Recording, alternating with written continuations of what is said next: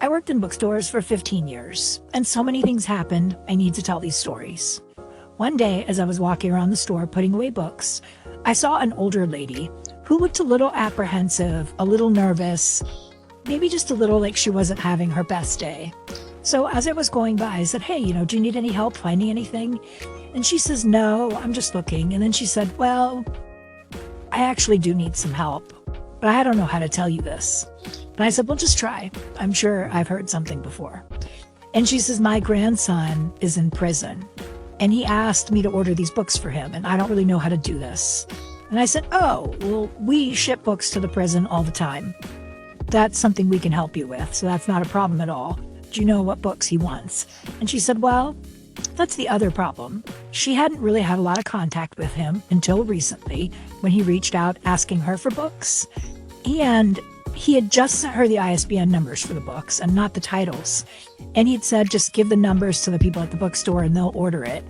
Kind of like maybe she wouldn't find out what the books were. And that made her a little nervous because she knew that he hadn't been living his best life. And she wanted to know what she was spending her money on to send to him. And I said, "We can look them up. We can find out what it is." I looked the two books up and I said, "It looks like both of these books are about addiction recovery. One is a 12-step book and one is a book of affirmations."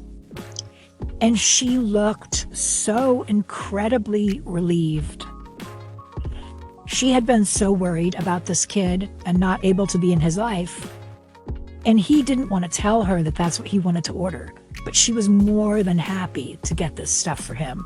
And she said, "I would love to send him something else, but he really has never been a reader." And I said, "Well, a lot of times when people are incarcerated, that's the time they're going to start reading, right? There's not a lot else to do. So if you want to send him other books, there's a really good chance that you would read them. What do you want to get for him?" And she says, "I have no idea. He's never read anything. He's like 23. He likes to hunt. I don't really know anything else about him." So I said, "All right, let's just try to pick something. How about we do one fiction book, one nonfiction book?" She's like, "I don't know. I'll let you pick. Just find something." So I got a copy of Jurassic Park because that's just a book that a lot of people enjoy. People know what it is.